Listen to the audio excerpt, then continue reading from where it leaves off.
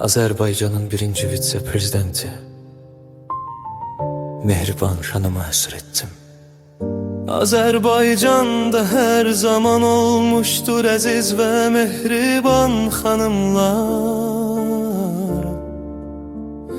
Devletine ve halkına her an hizmet eden güzel ve değerli hatunlar. Her zaman yetiştiriblər igid və mərd oğullar, ərənlər, qəhrəmanlar. Onlar bizim baş tacımız, bacımız, anamız, sanki bir canda min canlar. Mehriban hanım, sen halkın kalbinde parlayan bir ışıksan. Xeyirxahlığın ve merhametinle hamıya ümitsen bir çıraqsan. Kalbinin zenginliğiyle her bir insana her zaman pənahsan, dayaqsan.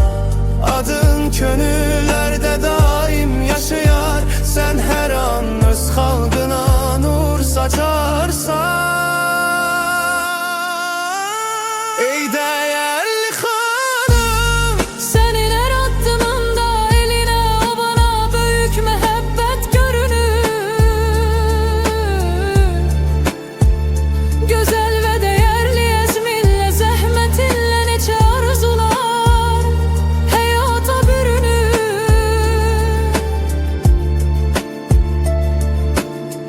kalbinin səxavəti her bir ürəkdə gözəllik olur, sevinç görünür. Gözəl adın tək öz mehribanlığınla qəlblər zənginləşir, həm böyür.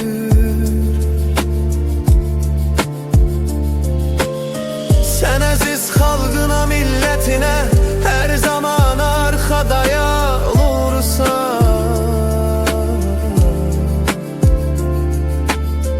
Her zaman gönüllerde sevilen bir ana, aziz bir bacı kimi kalırsa. Siz oldunuz bu milletin şerefi, her daim bu şanlı tarihimizde iz koyursan. Öz güzel adınla müdrik halkının kalbinde daha da yükseklere kalkırsan. Ey güzel hanım, her zaman senin yolun daim ışıqlı.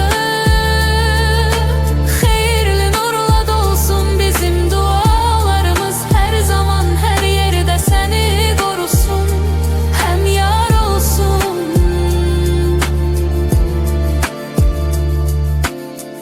Azerbaycan xanımlarının fəxri sənin. Mehriban olan adınla oluşsun. Ulusa yön imzası ile bu güzel şehir sizin. Zərif kalbinize her daim dursun. Yazar ulusoy